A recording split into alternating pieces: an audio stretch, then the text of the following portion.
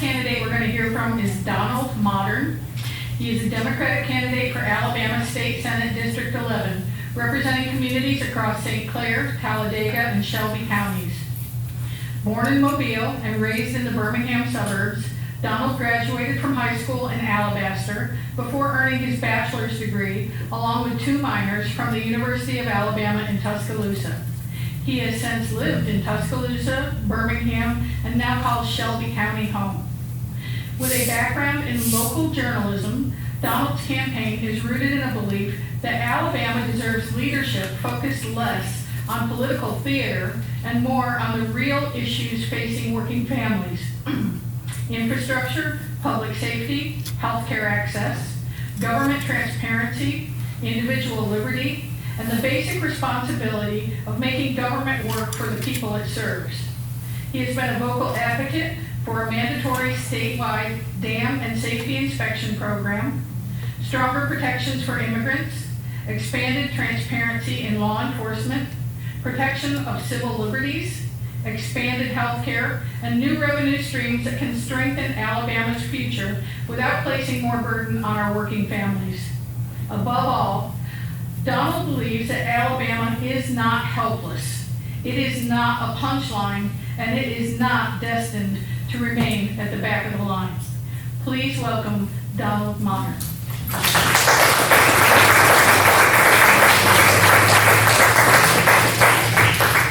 Good evening, everyone. For as long as I can remember, everyone I have ever known and anyone I have ever met has seemingly been in agreement about one thing: that Alabama has been in a bad way for a very long time. Now, I want to make myself perfectly clear as I begin. I love my home state. I was born here and I have lived here for nearly my entire life. But loving Alabama does not require me to ignore her problems or her numerous shortcomings that are the direct result of a negligent leadership and a government obsessed with short-term solutions. For decades, we have been asked to accept a state government that treats poverty as inevitable, healthcare deserts as normal, crumbling infrastructure as someone else's problem, and civil liberties as something only worth defending when they belong to those in power. And I know wholeheartedly that Alabama can do better than this. And I am running for the Alabama State Senate because I believe the people of this state also know that. The problem is not that Alabama has ever lacked good people. The problem is that Alabama has had too many leaders who would rather manage decline than work hard to build a future. So tonight I want to talk about what kind of future we can all build together. Because the truth is simple. Alabama will never cut its budget into prosperity. We cannot distract our way out of this mess. And we cannot punish our own people for the sins of their government. We have to build. And we have to start by shoring up the foundation and protecting the freedoms that define all of us. The freedoms of speech, worship, and conscience. The freedom from unnecessary government interference.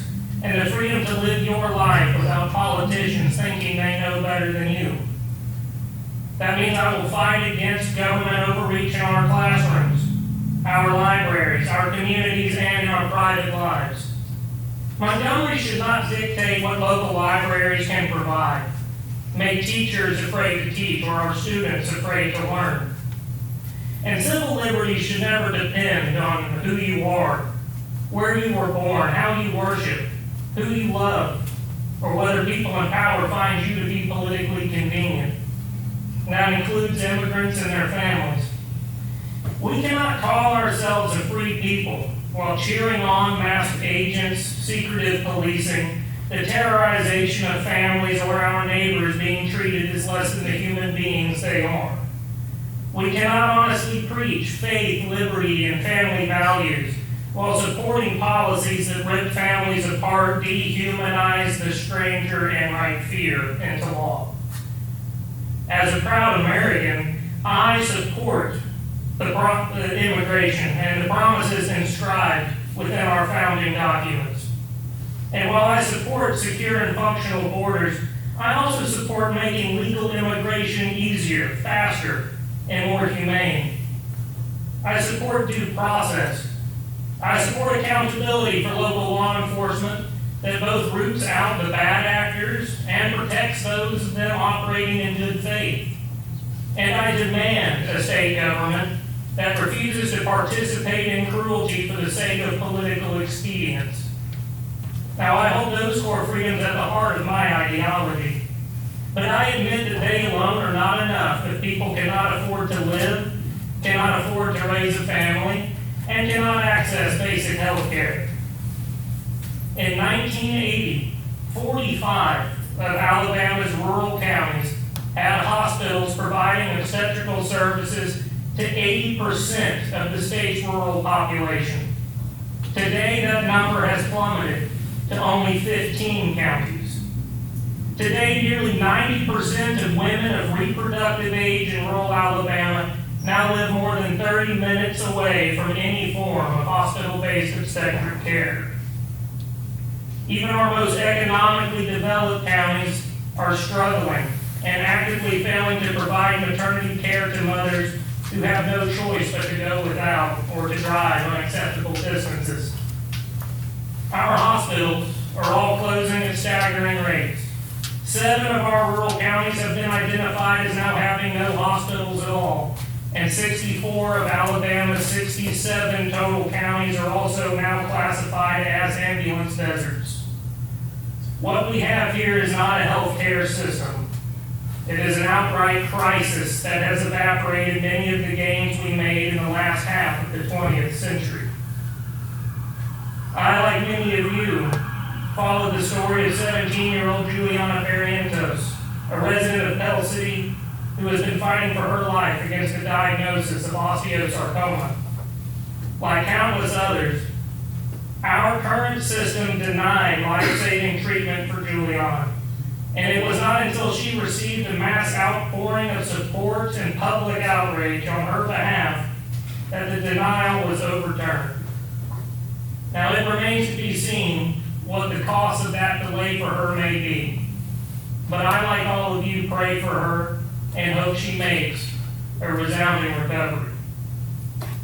But you know, the media reported that story as if it was a success of the community banding together. I'm here to say that it is an outright tragedy that someone in the United States of America had to rely on the media and public outrage to be given a fighting chance at survival. No amount of GoFundMe pages or special reports is ever going to solve this. If we want Alabama to have a strong future, we must repair our access to health care.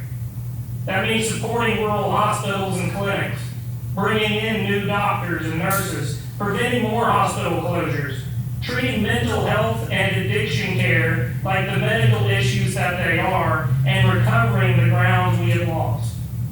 It also means recognizing in the government that health care is not just a personal issue, it is an economic one. A community without health care cannot grow the way that it should. It cannot attract young families the way it should. A community that cannot afford preventative care becomes sicker, less stable, and less productive until it no longer exists at all. Families will suffer here as long as one diagnosis dismantles their entire life. And here's the truth.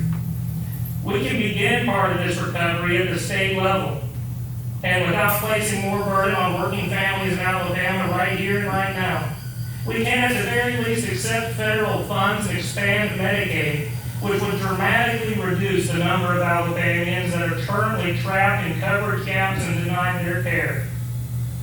Now, we must also take steps to preserve the infrastructure and environment already around us.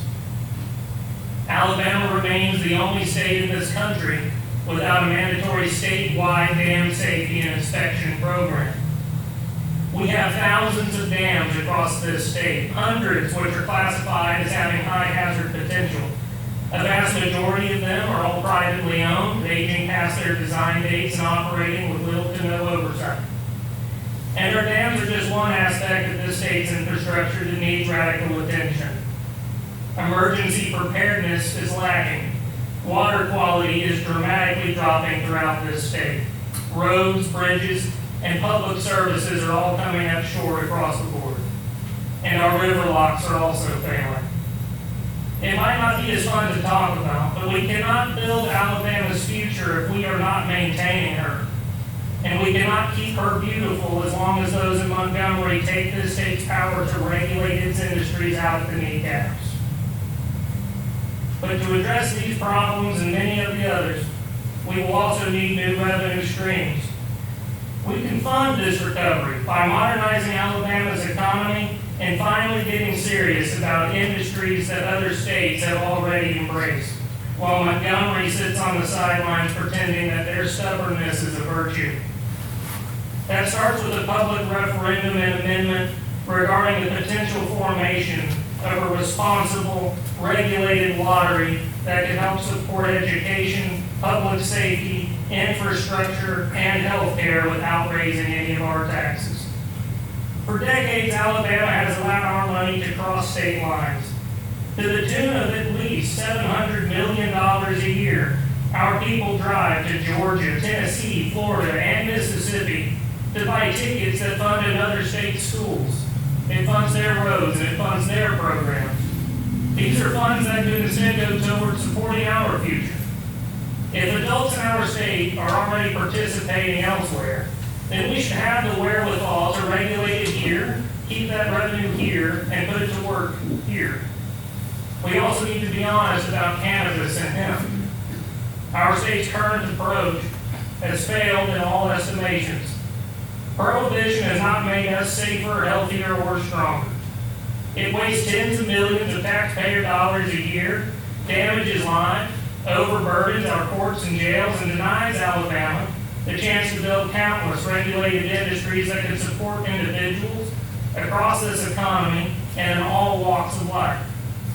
Embracing this one plant alone would create jobs, generate massive tax revenue, reduce needless criminalization, and allow Alabama to stop wasting money on failed policy. We should be preparing for the future in this state and embracing it, like we used to, and just as we did successfully with the space program. And that is the pattern we have got to break here. My campaign is not about pretending Alabama's problems are small, because they are not. But I refuse to accept that they are unsolvable. We can protect civil liberties for all and maintain our public safety. We can expand health care without crushing working families. We can create new revenue and drive new progress. And we can protect our waters, roads, bridges, dams, hospitals, schools, and our communities. And we can all finally say that enough is enough. Because if those in power have had 30 years to fix these problems and done nothing, what makes us think they will finally start if given another pull? These people are never going to build what they themselves helped to tear down. I want the people of Alabama to remember that we are not a punchline, that we are not doomed to accept less, that we are not a dumb people, that this state can be better and have better than what it has been given because it used to be. Now I'm asking for the chance to fight for a state government that respects your rights, protects your family, strengthens your community, and builds a future worthy of the people who call our state their home. A future where Alabama stops falling behind and finally starts leading again. Thank you.